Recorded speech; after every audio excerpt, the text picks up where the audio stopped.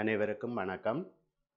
மாணவர்களே, இந்நிகழ்வானது வடமாகாணத்தின் கல்வி திணைக்களத்தின் LMDMU அலகு பிரிவினரால் மேற்கொள்ளப்படுகின்ற காப்போதா சாதாரணதர 2020 ஆண்டளவில் பரீட்சையை எதிர்நோக்கும் மாணவர்களுக்கான விஞ்ஞான பாடத்திற்கான ஒரு மீட்டல் செயல்முறை. மாணவர்களே, அந்த வகையிலே நீங்கள் தவணை 2 தரம் 11 மாணவர்கள் தவணை 2 மனித உடற்செயன்முறைகள் தொடர்பான பாடத்தை ஆரம்பிக்க இருக்கின்றீர்கள். அந்த வகையிலே ஏற்கனவே இது பற்றி நீங்கள் அறிந்திருப்பீர்கள். முதலாவது தொகுதியாக நாங்கள் சமிபாட்டு தொகுதி எனும் பகுதியை நாங்கள் இப்பொழுது பார்க்க இருக்கின்றோம். உங்களுக்கு தெரியும் மாணவர்களே, எமக்கு தேவையான சக்தியை பெறுவதற்காக நாம் உணவை உட்கொள்ளுகின்றோம். அந்த உணவானது ஒரு சிக்கலான கூறு என்பது உங்களுக்கு தெரியும். அதனை எளிய கூறாக மாற்றியதன் பின்பு எமக்கு அகத்துறிஞ்சல் எனும் செயற்பாடு நடைபெறுவதன் ஊடாக எமது சக்தியை பெறும் செயற்பாட்டை நாங்கள் மேற்கொள்ள இருக்கின்றோம். அந்த வகையிலே சமிபாட்டு தொகுதி எனும் பகுதியை நாங்கள் பார்ப்பதாக இருக்கின்றோம். மனித சமிபாட்டு தொகுதி உங்களுக்கு தெரியும் பிள்ளைகள், வாய்க்குழியில் ஆரம்பித்து குதம் எனும் பகுதியில் அது நிறைவடையும் பகுதியாக காணப்படுகின்றது. ஆகவே மாணவர்களே, வாய்க்குழியில் ஆரம்பித்து குதம் எனும் பகுதியில் முடிவடைகின்ற ஒரு குழாயுருவான அமைப்பு தான் இங்கே தரப்பட்டுள்ளது. அந்த வகையிலே அதன் பகுதிகளை நாங்கள் அவதானிப்போம். வாய்க்குழி உங்களுக்கு தெரியும். அந்த வகையில் அதன் தொடர்ச்சியாக தொண்டை என்ற பகுதி காணப்படுகின்றது. அதனைத் தொடர்ந்து களம் எனப்படும் பகுதியும், அங்கே களத்தினை தொடர்ந்து இரைப்பை எனப்படும் பகுதியும், அதனைத் தொடர்ந்து முன்சுறுகுடல் எனப்படும் பகுதியும் இங்கே குறிக்கப்படுகின்றது. அவ்வாறாக சிறுகுடல், பெருங்குடல், நீர்குடல், குதம் எனும் பகுதிகளை கொண்ட அமைந்ததுதான் எமது உணவு கால்வாய் தொகுதி. இவ்வுணவு கால்வாய் தொகுதிக்கு சுரப்பிகளான உமிழ்நீர் சுரப்பி மற்றும் சதை எனும் அங்கத்தினால் சுரக்கப்படுகின்ற சதையச்சாறு, ஈரல் எனும் பகுதியினால் சுரக்கப்படுகின்ற பித்தப்பை, ஈரலினுள் காணப்படுகின்ற பித்தப்பையினால் சுரக்கப்படுகின்ற பித்தச்சாறு என்பனவும் எமது உணவு சமிபாட்டிற்கு மிகவும் முக்கியமான ஒன்றாக காணப்படும். சமிபாடு என கருதுவோமாயின், நாம் உண்ணும் சிக்கலான உணவின் கூறுகள் உடலால் அகத்துறிஞ்சக்கூடிய விதத்தில் எளிய உணவின் கூறுகளாக, அப்ப சிக்கலான உணவு கூறுகள் எளிய நிலைக்கு மாற்றப்படுதல்தான் இச்செயல்முறையின் முக்கிய நோக்கம். அந்த வகையில் இங்கே வாய்க்குழி எமது உணவு கால்வாய் தொகுதியின் பகுதிகளை பார்ப்போம் பிள்ளைகள். வாய்க்குழியில் ஆரம்பிக்கின்றது. தொண்டை எனும் பொது துவாரத்தினூடாக சென்று களம் எனும் பிரதான பகுதிக்கு சென்று இரைப்பை, அங்கே உணவு தற்காலிகமாக நீண்ட நேரம் சேமிக்கப்படக்கூடிய ஒரு அமைப்பாக அது காணப்படுகின்றது.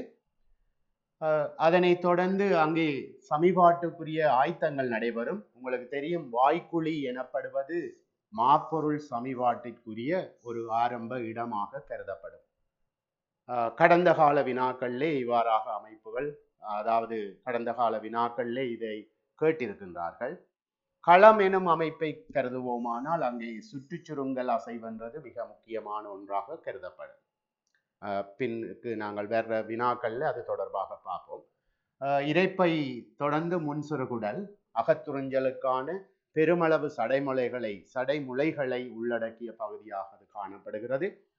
இவ்வாறாக சிறுகுடல், பெருங்குடல், நேர்குடல், குதம் எனும் பகுதியிலே நிறைவடைகின்றது. நேர்குடலை நோக்குவோமாயின் அங்கு பெருமளவு நீர் மீளவும் அகத்துறிஞ்சுறத்துக்கு ஒரு அமைப்பாக அது காணப்படுகின்றது. அந்த வகையிலே இந்த வாய்க்குழி என்ற அமைப்பை நாங்கள் ஆங்கிலத்திலே வெட்டல் கவிட்டி என்று சொல்வார்கள். அதிலே பற்கள் காணப்படுகின்றது. அதனுடன் தொடர்பான உமிழ்நீர் சுரப்பிகளும் அங்கே காணப்படுகின்றது வாய்க்குழி எனும் அமைப்பில்.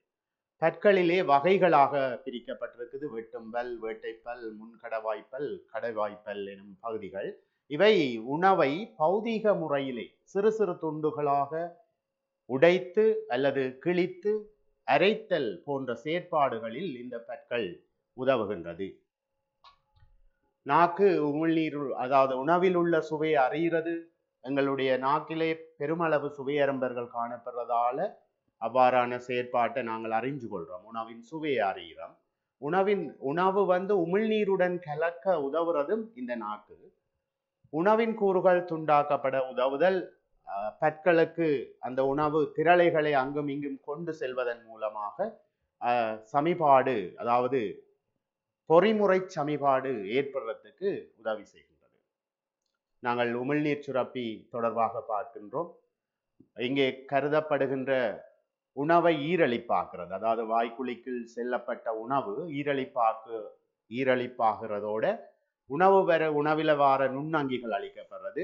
அங்க பெருமளவு தயலீன், உங்களுக்கு தெரியும், வாய்க்குழி அமிலேஸ் என்று சொல்லுவோம் பிள்ளையர். தயலீன் முதலாவது மாப்பொருளுக்கான சமிபாடு இந்நொதியத்தினூடாகத்தான் மேற்கொள்ளப்படுகின்றது. இங்கே குறிப்பிடப்படுகின்றது, அவதானியங்கள், மாப்பொருள் தயலீன் எனும் அமிலத்தின் ஊடாக என்னவாக மாற்றப்படுகின்ற மோல்டோஸாக மாற்றப்படுகின்றது. ஆகவே எளிய நிலைக்கு மாற்றப்படுகின்றது. சிக்கலான உணவை நாங்கள் உட்கொள்ளுகின்றோம் மாணவர்களே, மாப்பொருள் உணவு அது நேரடியாக அகத்துறிஞ்சலுக்கு உட்படாது என்னவாக மாற்றப்படுகின்றது, எளிய நிலைக்காக மாற்றப்பட்டு, எளிய நிலையிலே மாற்றப்பட்டு அங்கு அகத்துறிஞ்சலானது மேற்கொள்ளப்படுகின்றது.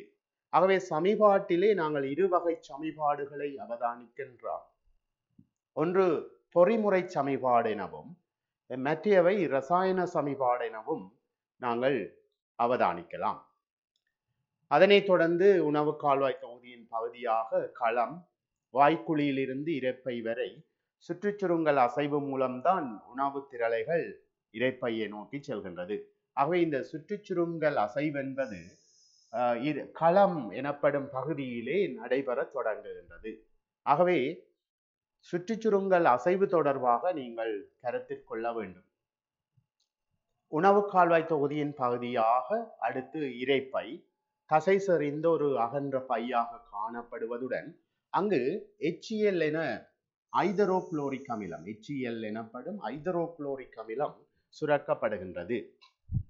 அதனை விட பெப்சின், ரெனின் போன்ற நொதியங்களும் அங்கு சுரக்கப்படுகின்றது. ஆம் மாணவர்களே, புரதம் எனப்படும் உணவை நாங்கள் உட்கொள்ளுவோமாக இருந்தால் அங்கு அந்த புரத உணவு சிக்கலான நிலையில் காணப்படும் ஒன்றாக உள்ளது. அவற்றை எளிய நிலைக்கு மாற்றுவதற்காக எங்களுக்கு தேவையானது பெப்சின் எனப்படுற நொதியம். இப்போ உங்களுக்கு தெரியும், புரத உணவு சமிபாடு அடைவதற்காக எளிய நிலைக்கு மாற்றப்படுவதற்கு இந்த பெப்சின் எனப்படுற நொதியம் உதவி புரிகின்றது. ஆகவே புரத உணவுகள் பொலி என்று சொல்லப்படும் பல் பெப்டைடு, பொலி என சொல்லப்படுற, பொலி என்பது பல என்பதுதான் அர்த்தமாக கருதப்படும் பிள்ளைகள். பொலிமரேட் எல்லாம் பார்க்கிற நாங்கள் பல் பகுதியம் என்று சொல்லுவோம். பொலி எனப்படுவது பல், அதாவது பல பெப்டைட்டுகளாக உடைக்கப்படுகின்றது. அதுபோல சிறு பிள்ளைகளில் பால் உணவுகள் அங்கு ரெனின் எனப்படுற நொதியத்தால எளிய நிலைக்கு மாற்றப்படுகின்றது. ஆகவே HCl அமில ஊடகத்தை வழங்குவதோடு சமிபாட்டை ஊக்குவிக்கிறதுக்காகவும் அங்கு HCl சுரக்க வேண்டியதன் அவசியம் உங்களுக்கு விளங்கி இருக்கும். இரைப்பையை தொடர்ந்து வரும் பகுதியாக முன்சுருகுடல் முக்கியமான பகுதி பிள்ளைகள். பித்தப்பையில் வரும் பித்தச்சாறு உங்களுக்கு தெரியும், நான் ஈரலில் ஏற்கனவே குறிப்பிட்டிருந்தேன். ஈரலினுள் காணப்படுகின்ற பித்தப்பை இங்கே அவதானிக்கலாம். பாயில் டக்ட் என்று ஆங்கிலத்தில் குறிப்பிடுவார்கள். அந்த காணினூடாகத்தான் பித்தச்சாறு முன்சுருகுடல் பகுதியை அடைகின்றது. அதே போல ஈரலினால் சுரக்கப்படுற பித்தப்பையில் இந்த பித்தம் என்னத்துக்காக பயன்படுத்தப்படுகின்றது என்றால் கொழுப்புணவுகளை எளிய நிலைக்கு மாற்றுவதற்காக. அப்ப கொழுப்புணவுகள் சமிபாட்டிற்கு கூடுதலான நேரத்தை எடுக்கும் பிள்ளைகள் உங்களுக்கு தெரியும். அந்த வகையில் இந்த கொழுப்புணவுகள் பித்தச்சாறின் ஊடாக அல்லது பித்தப்பையினால் சுரக்கப்படும் பித்தத்தினால் சிறு சிறு கோளங்களாக உடைக்கப்படுகின்றது. இந்த செயற்பாட்டை நாங்கள் குழம்பாக்கல் என்று சொல்லுவோம். குழம்பாக்கம், அதாவது கொழுப்பு குழம்பாக்கப்படுகின்றது, எளிய நிலைக்காக மாற்றப்படுகின்றது. சதையச்சாறு நான் ஏற்கனவே குறிப்பிடுகின்றேன் பிள்ளைகள், இரைப்பைக்கு அதாவது உணவு சமிபாட்டு தொகுதியுடன் தொடர்பான சில நொதியங்களை சுரப்பதற்காக நாங்கள் வாய்க்குழியிலே உமிழ்நீர் தொடர்பாக கருதினோம். முன்சிறுகுடற் பகுதியில் பிரதானமாக சதயி எனப்படுற இந்த அங்கத்தால சுரக்கப்படுற சாறு பிரதான 3 நொதியங்களை கொண்டிருக்கின்றது. இலகுவாக உங்களுடைய வகுப்பறையிலே நாங்கள் ஆ ஈ தி என்ன ஞாபகப்படுத்தி கொள்ளலாம். உதாரணமாக பிள்ளைகள், ஆ என்பது அமைலேசு, இ என்பது இலிப்பேசு, தி என்பது திருச்சின். ஆகவே சதையச்சாறில் காணப்படுகின்ற அல்லது சதையச்சாறில் சுரக்கப்படுகின்ற நொதியங்களாக கருதுவோமாக இருந்தால், ஆ என்பது அமைலேசு, இ என்பது இலிப்பேசு, தி என்பது திருச்சின்.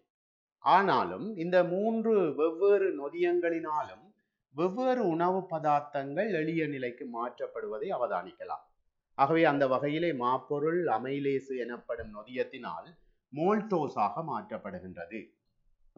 புரத உணவுகள் திருச்சின் எனும் நொதியத்தினால் பல்பெப்டைட்டாக மாற்றப்படுகின்றது. ஆகவே உங்களுக்கு விளங்க வேண்டும் பிள்ளைகள், ஒவ்வொரு உணவு கூறுகளும், சிக்கலான உணவு கூறுகள் எளிய நிலைக்கு எவ்வாறு மாற்றப்படுகின்றது, அதற்கு முக்கியமாக இந்த நொதியங்கள் துணை புரிகின்றது என்பதை நீங்கள் விளங்கிக் கொள்ள வேண்டும். அதே போல இங்கே காணப்படுற உணவு கொழுப்புணவுகள், அதாவது இலிப்பிட்டு உணவுகள் எவ்வாறு மாற்றப்படுகின்றது? இலிப்பேஸ் எனப்படும் நொதியத்தினால் கொழுப்பமிலம் கிளிசரோல் எனப்படும் பிரதான பகுதிகளாக மாற்றப்படுகின்றது. ஆகவே இந்த சிக்கலான உணவு கூறுகள் எளிய நிலைக்கு மாற்றப்படுவதை நீங்கள் அவதானிக்கலாம். அதே போல இருசக்கரைடுகளாக காணப்படுற மோல்டோசு, மோல்டேஸ் எனப்படுற நொதியத்தால குளுக்கோசு எளிய நிலை, அகத்துறிஞ்சக்கூடிய எளிய நிலைக்கு மாற்றப்படுவதை அவதானிக்கலாம். ஆகவே உங்களுக்கு தெரியும் பிள்ளைகள், நீங்கள் ஏற்கனவே படித்திருப்பீர்கள், மோல்டோசு, சுக்குரோஸ், லெக்டோஸ் என்பன எல்லாம் இருசக்கரைட்டுகள். இருசக்கரைட்டுகள் மோல்டேசு, கவனியுங்கள், இங்கு ஒரு குழப்ப நிலை ஏற்படும். மோல்டோஸ் என்பது இருசக்கரைட், அதனை மாற்றக்கூடிய மோல்டேசு என்பது அதன் நொதியம். ஒரு பொது தன்மை காணப்படுகின்றது பிள்ளைகள், நொதியங்கள் எல்லாவற்றிலும் ஏஸ் என முடிவடைகின்றது. பாருங்கள், சுக்குரேஸ், அந்த வகையில் லெக்டேஸ் போன்றவை, பெப்டிடேஸ், இவை எல்லாம் நொதியங்களாக நாங்கள் அடையாளம் காணப்பட வேண்டும். ஆகவே மோல்டோஸ் என்பது இருசக்கரை, அதனை மாற்றுவதற்கு காணப்படுற நொதியம் மோல்டேஸ் என்பார்கள். எளிய நிலையாக, அகத்துறிஞ்சக்கூடிய எளிய நிலையாக அங்கு குளுக்கோஸாக மாற்றப்படுது. ஆகவே மோல்டோஸ் உணவு மோல்டேஸ் எனப்படுற நொதியத்தால குளுக்கோஸாக மாற்றப்படுகின்றது. அதே போன்றுதான் சுக்ரோஸ் உணவுகள் சுக்ரேஸ் எனப்படுற நொதியத்தால குளுக்கோஸாக மாற்றப்படுகின்றது. இவ்வாறாக இலக்டோஸ் எனப்படுற இருசக்கரைட்டு இலக்டேஸ் எனப்படுற நொதியத்தால குளுக்கோஸ் சக கலக்டோஸ், இவர் இருசக்கரைட்டுன்னு சொல்ல ஆரம்பத்திலே குறிப்பிட்டிருந்தேன் பிள்ளைகள். ஆகவே இங்கே சுக்குரோசு குளுக்கோஸாகவும் பிரக்டோஸாகவும் மாற்றப்படுகின்றது, இலக்டோசு குளுக்கோஸாகவும் கலக்டோஸாகவும் மாற்றப்படுகின்றது. அவ்வாறாயின் இப்பொழுது உங்களுக்கு ஒரு கேள்வி எழும், மோல்டோஸில் ஏன் குளுக்கோஸ் என குறிப்பிட்டிருக்கிறீர்கள்? இருசக்கரைட் தான், அதுவும் குளுக்கோஸாகத்தான் மாற்றப்படும். ஆகவே உங்களுக்கு மோல்டோஸ் என்பது பிள்ளைகள் குளுக்கோஸ் சக குளுக்கோஸ் என தரம் 10 படித்திருப்பீர்கள். ஆகவே குளுக்கோஸ் சக குளுக்கோஸ் எனப்படும் இவ்வாறான ஒரு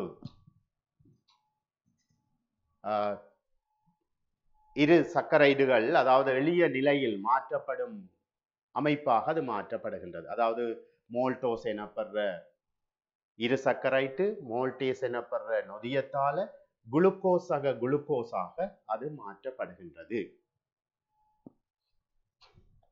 அடுத்து சடைமுலைகளை அவதானிப்போமாயின் முன்சுருகுடலிலே பெருமளவாக சடைமுலைகள் காணப்படுவது அகத்துறிஞ்சலை வினைத்திறனாக்குவதற்கு, அகத்துறிஞ்சலை அதிகமாக வினைத்திறனாக மேற்கொள்வதற்காக அவ்வாறான அமைப்பு காணப்படும். இந்த சடைமுலைகள் தொடர்பான வினாக்களும் உங்களுடைய கடந்த கால வினாத்தாள்களே இடம்பெறுவதை நீங்கள் அவதானித்திருப்பீர்கள். இங்கு ஒரு சடைமுலையின் அமைப்பு காட்டப்படுகின்றது. உணவு அகத்துறிஞ்சலுக்காக காணப்படுற விசேட அமைப்பு.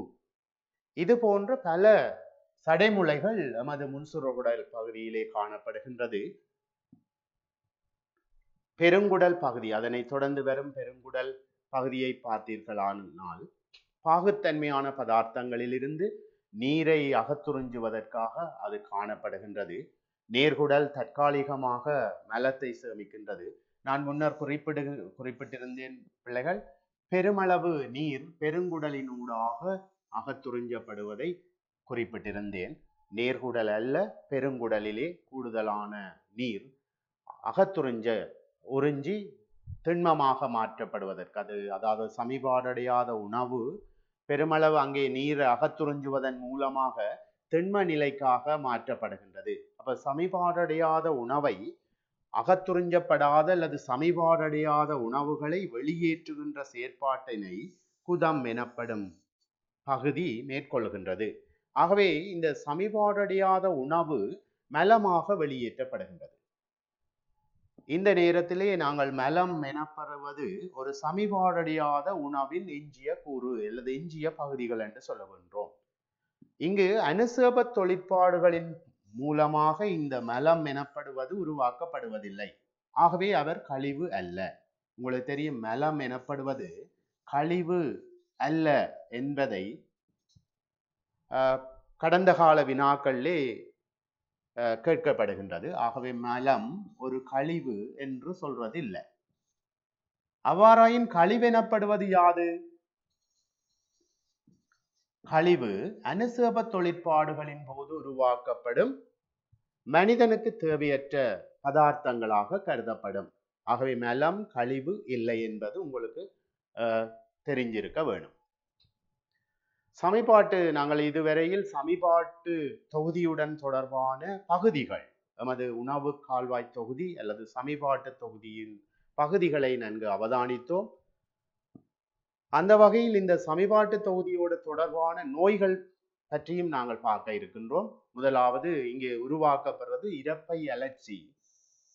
உங்களுக்கு தெரியும், நாங்கள் குறித்த நேரத்துக்கு உணவை உட்கொள்ளாது விடின் அங்கே எச்சியல் அமிலம் சுரக்கப்படுவதன் மூலமாக இரப்பையின் உட்புற சுவர்களை அரித்து குடற்புண் ஏற்படுவதற்கு வழி சமைக்கும்.